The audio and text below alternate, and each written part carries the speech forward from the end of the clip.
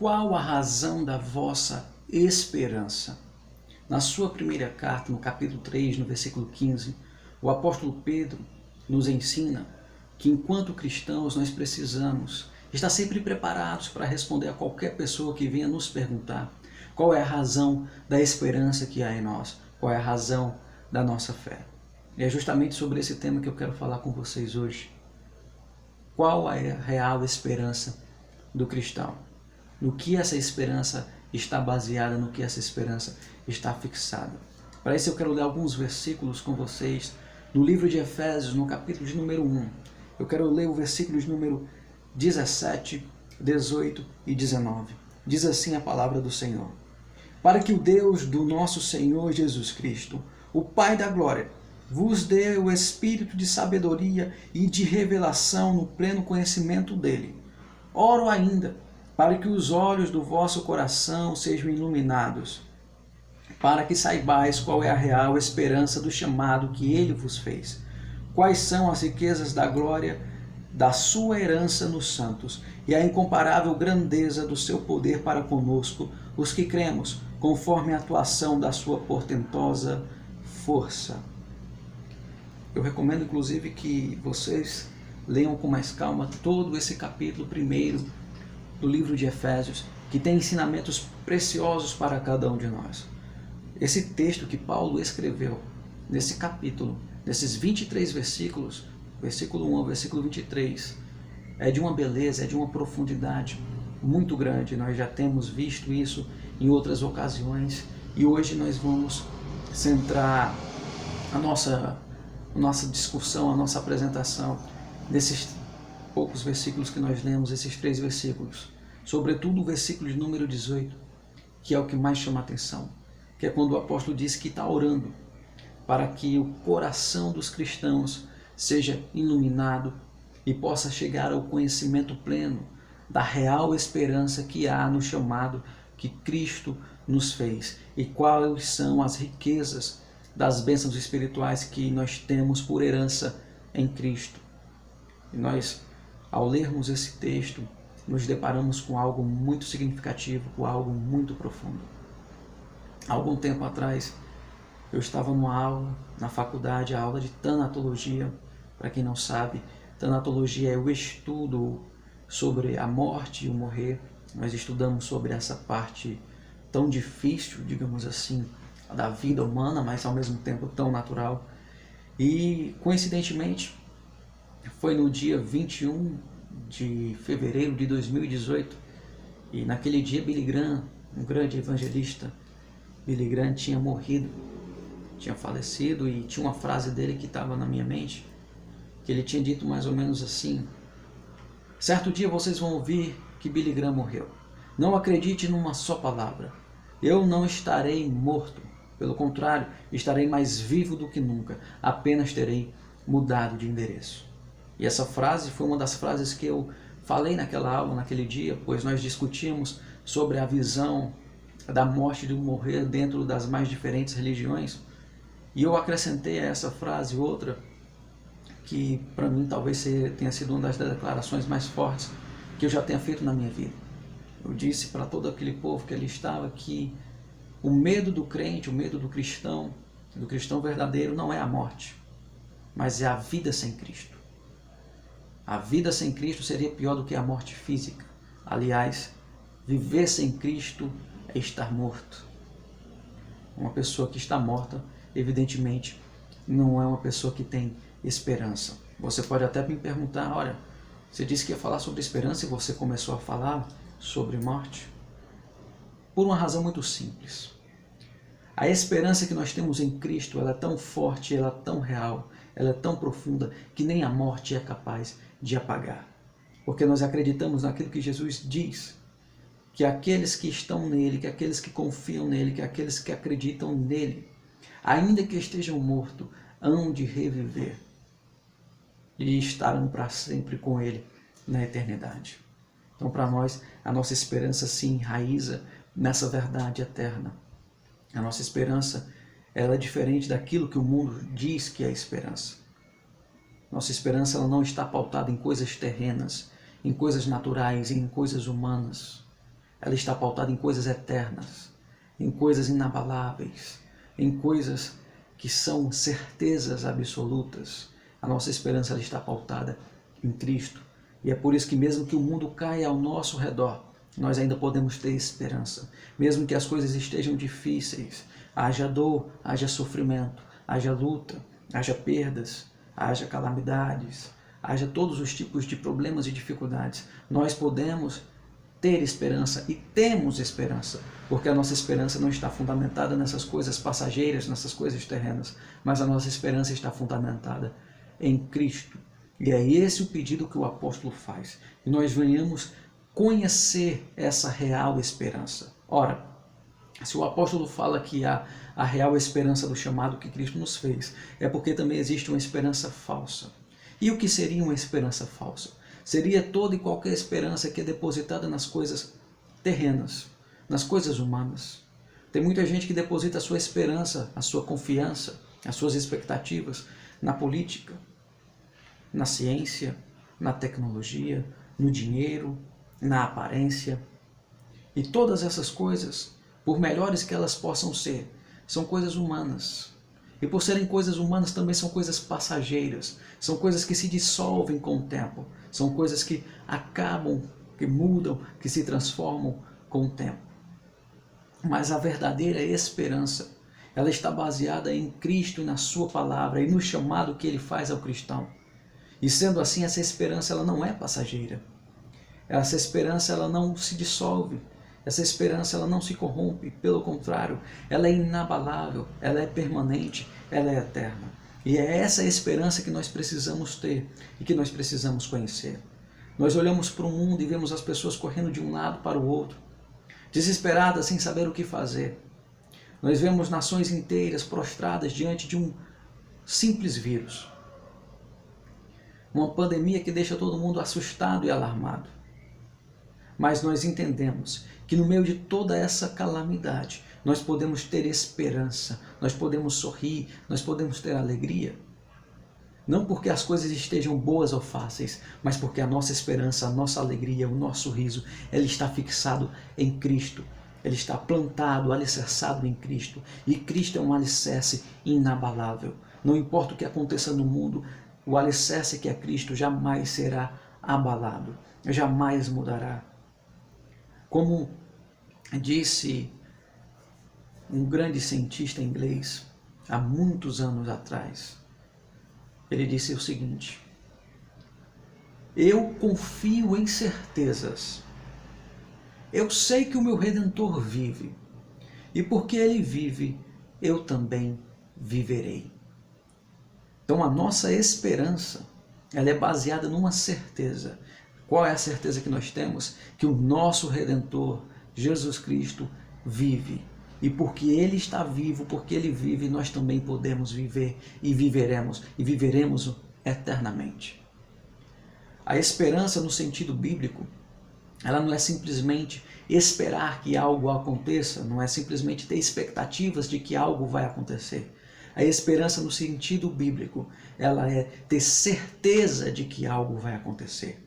O cristão ele não apenas espera que Cristo venha. O cristão ele tem certeza que Cristo vem.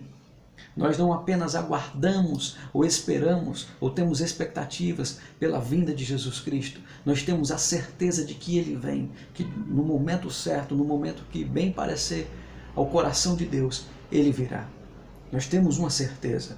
Nós não temos uma expectativa de que Cristo tenha ressuscitado. Nós temos a certeza de que Ele ressuscitou. Nós temos a certeza de que Ele ascendeu aos céus e que está à destra de Deus Pai. Nós temos a certeza de que Ele voltará para buscar o seu povo, para buscar a sua igreja. Nós temos a certeza de que a palavra dEle é real, de que a palavra dEle é infalível, é inerrante, é inabalável. Nós temos uma certeza, uma convicção de que Cristo está conosco em todo o tempo, porque foi isso que Ele nos disse: eu estarei convosco até a consumação dos séculos.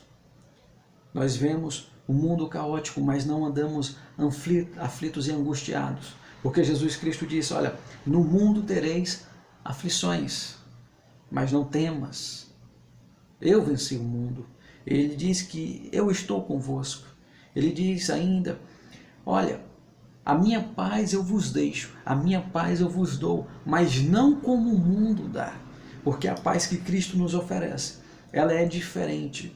Ela é uma paz que está além da compreensão humana. Como a Bíblia diz lá em Filipenses, no capítulo de número 4, a partir do versículo de número 6 até o versículo de número 7. Ele diz que Cristo, que Deus nos dá uma paz que excede todo o entendimento, porque Ele guarda o nosso coração em Cristo. Então essa paz que Deus nos dá, essa esperança que Deus nos dá, essa alegria que Deus nos dá, ela ultrapassa todo o entendimento humano, porque ela não está pautada nas coisas humanas. A nossa mente muitas vezes se prende, ou quase todas as vezes se prende às coisas terrenas, às coisas naturais, às coisas que nós podemos ver e tocar, às coisas que nós podemos compreender ou descrever. E é justamente por isso que o apóstolo Paulo faz essa oração pedindo que Deus ilumine o nosso coração. Quando a Bíblia fala, ela usa esse vocábulo, essa expressão coração, ela está se referindo ao nosso ser interior, ao nosso homem interior, ao nosso eu interior. Ela está falando ao ser humano como um todo, ela está falando ao nosso intelecto, à nossa razão, aos nossos sentimentos e emoções, e às nossas vontades, à nossa volição, à nossa capacidade de decidir, de escolher, à nossa consciência. Ela está falando ao ser humano como um todo, ela está falando a todo o entendimento humano. Em outras palavras, o apóstolo está pedindo, é como se ele dissesse a Deus, olha Senhor, por favor eu te peço, que o coração deles seja iluminado, que a mente deles seja esclarecida, para que eles possam entender, para que eles possam compreender, para que eles possam perceber qual é a real esperança que há no chamado que Cristo nos fez. Então abra os olhos deles para que eles vejam, os ouvidos para que ouçam, a mente para que entendam, para que eles possam conhecer essa obra gloriosa, essa obra misteriosa, essa obra maravilhosa que o Senhor tem feito através de Cristo. O pedido do apóstolo é nesse sentido, nessa direção, para que o nosso coração seja iluminado. E quem é que pode iluminar o nosso coração humano? O Espírito Santo. A Bíblia diz que o Espírito Santo ele nos faz conhecer a justiça, o juízo e o pecado. A Bíblia diz que o Espírito Santo nos faz conhecer e nos faz entender as palavras de Jesus. A Bíblia nos diz que o Espírito Santo ele nos leva a glorificar a Jesus. Ele nos abre o coração para que nós possamos entender. Tem um versículo muito significativo na Bíblia, Isaías capítulo de número 11 e o versículo de número 2, que fala que o Espírito do Senhor vem sobre o seu ungido, no caso é uma referência a Cristo, e traz o pleno conhecimento dos mistérios divinos. E que esse Espírito, ele também vem sobre nós, para que nós possamos conhecer esse misterioso plano que Deus nos reservou. Essa glória, essa graça tão grande, tão bela, tão sublime, que o coração humano, que a mente humana não consegue entender sozinha naturalmente. Ela precisa do auxílio do Espírito Santo para isso. Nós fixamos muitas vezes os nossos olhares, a nossa mente nas coisas que são palpáveis. Só que as coisas que Deus tem para nos revelar, as coisas que Deus tem para nos mostrar, são coisas grandes, são coisas sublimes, são coisas que o olho não viu, que o ouvido não ouviu e que o coração humano não pôde perceber. São essas coisas que o Espírito Santo nos revela a partir do momento que nós temos uma comunhão com Ele, a partir do momento que nós nos entregamos a Ele.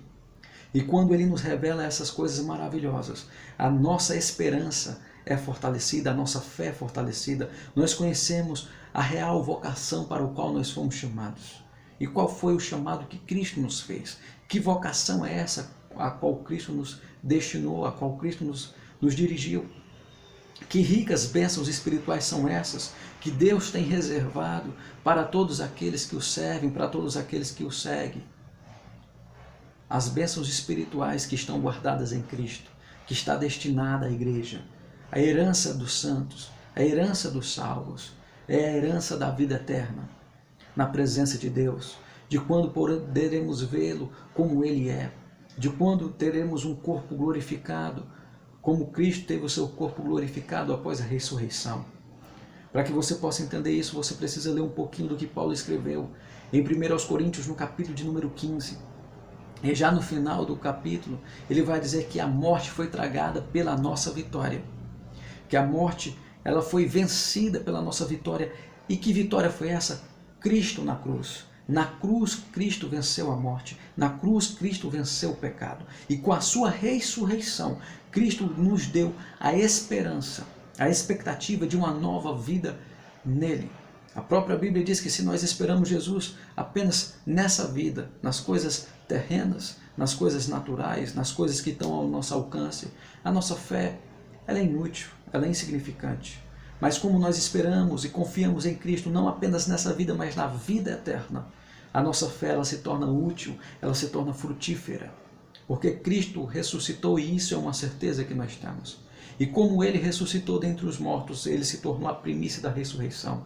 Nós temos a certeza que nós também ressuscitaremos no dia glorioso, ou seremos arrebatados e transformados. Mas temos uma certeza absoluta, é de que se nós estivermos em Cristo, seremos herdeiros da vida eterna, seremos herdeiros das bênçãos espirituais que Deus tem predestinado aos seus filhos, aos seus servos. É nisso que a nossa esperança está pautada. A nossa esperança não está pautada na política, na ciência, na tecnologia, na cultura, na arte, na educação. Por melhor que essas coisas possam ser, a nossa esperança ela está pautada na presença de Cristo em nossas vidas. E essa presença ela é profunda, ela é duradoura, ela é eterna, a partir do momento que nós de fato nos relacionamos com Ele. Então é nisso que nós pomos a nossa esperança, é nisso que nós pomos a nossa confiança, nesse chamado eterno que Ele nos fez. Ele nos vocacionou para sermos filhos de Deus por adoção. O apóstolo Paulo escreve aos Romanos, dizendo que o Espírito testifica com o nosso Espírito. Ele nos faz entender que nós somos filhos de Deus por adoção e, portanto, herdeiros com Cristo das bênçãos espirituais.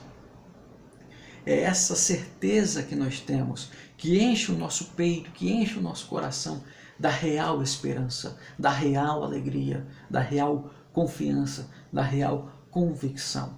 Como eu disse anteriormente, a esperança no sentido cristão, no sentido bíblico, não é uma mera expectativa por algo que vai acontecer. A esperança é a certeza de algo que está acontecendo e que vai acontecer. A esperança é a certeza de que Cristo vem. A esperança é a certeza de que nós herdaremos a vida eterna. A esperança que nós temos, ela é pautada numa verdade, numa certeza. Uma certeza que o mundo não tem, uma verdade que o mundo não conhece.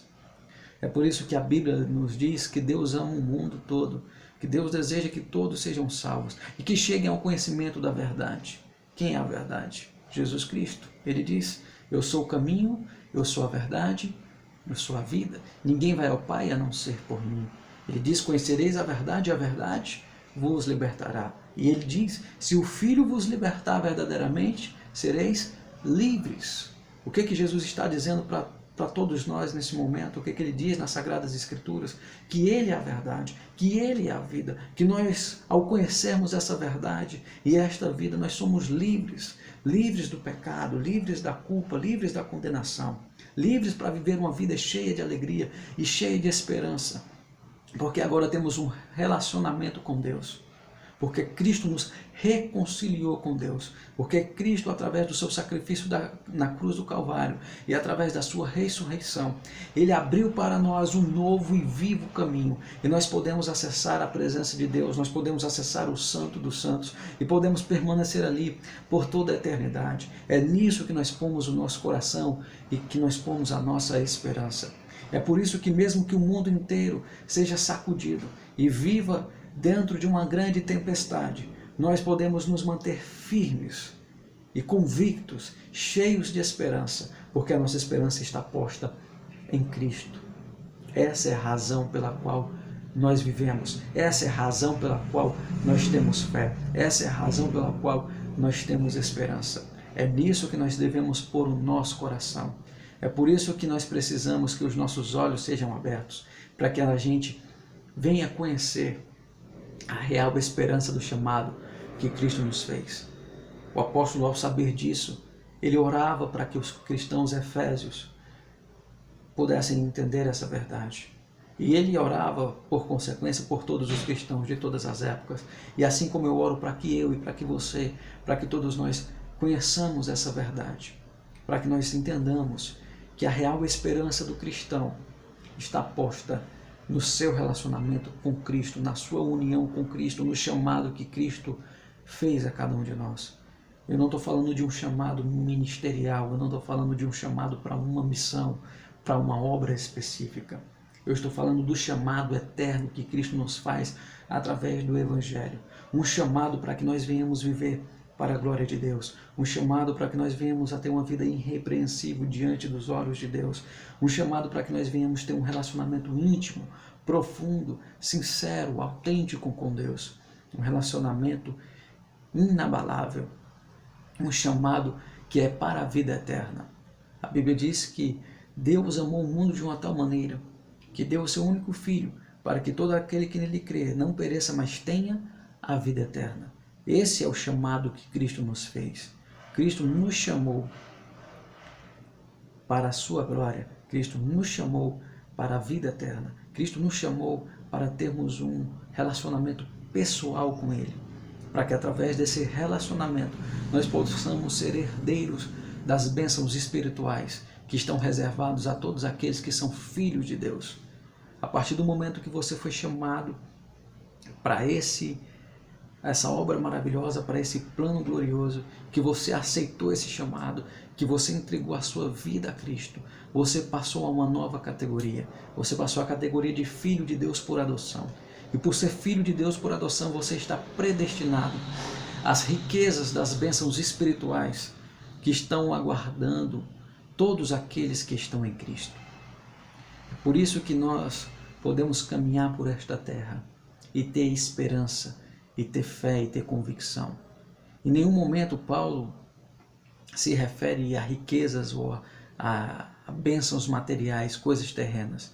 Em todos os momentos ele está dando uma ênfase nas coisas espirituais, no verdadeiro caráter cristão, no relacionamento que nós precisamos ter com Cristo. É por isso que ele usa tantas vezes a expressão, apenas nesse capítulo 1, ele usa muitas vezes a expressão em Cristo, justamente para enfatizar que nós nos tornamos filhos de Deus por adoção quando nós estamos unidos a Cristo, que nós nos tornamos herdeiros das bênçãos espirituais quando nós estamos unidos a Cristo, que os nossos pecados são perdoados pelo sangue de Cristo que foi vertido na cruz do Calvário e que nós somos redimidos da nossa culpa, do nosso pecado e da condenação por Cristo, em Cristo. E que quando nós temos o nosso coração fixado em Cristo, a nossa vida, a nossa mente, o nosso entendimento, todo o nosso ser fixado em Cristo, nós podemos ter a esperança real, a esperança eterna, que é fundamentada nesse chamado glorioso para o qual Cristo nos chamou. Nós temos uma convicção de que assim como Cristo ressuscitou, Ele ascendeu aos céus em glória, Ele também voltará em glória para buscar o seu povo. Essa nossa certeza, essa nossa convicção é o que alimenta o nosso coração e nos enche de esperança, pois nós aguardamos a sua vinda. Como diz a letra de uma canção, nossa esperança é sua vinda. O Rei dos Reis vem nos buscar. Nós aguardamos Jesus ainda até a luz da manhã raiar. Então nós aguardamos Jesus todos os dias. E é por isso que todos os dias nós temos esperança, porque nós temos uma certeza plena de que Ele vem e de que Ele cumprirá a sua palavra, as suas promessas. Eu quero te perguntar, antes de encerrar, no que é que você tem colocado a sua esperança? Onde está a sua esperança? Qual é a sua esperança? A minha esperança é Cristo. A minha esperança está em Cristo. É nele que eu ponho a minha esperança, nele que eu ponho a minha confiança, porque só Ele me dá certezas, só Ele me mostra a verdade. Aonde está a sua? Eu espero que esteja em Cristo também.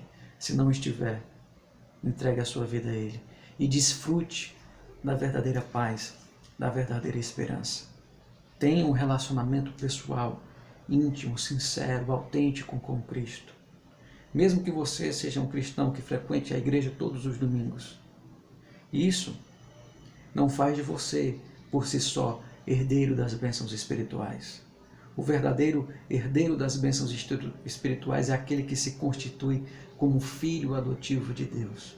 Para se constituir como filho adotivo de Deus, não é apenas frequentando o templo aos domingos, não é apenas tendo um rótulo de cristão, mas é tendo um relacionamento pessoal, autêntico com Cristo, é estando unido a Cristo, ligado a Cristo.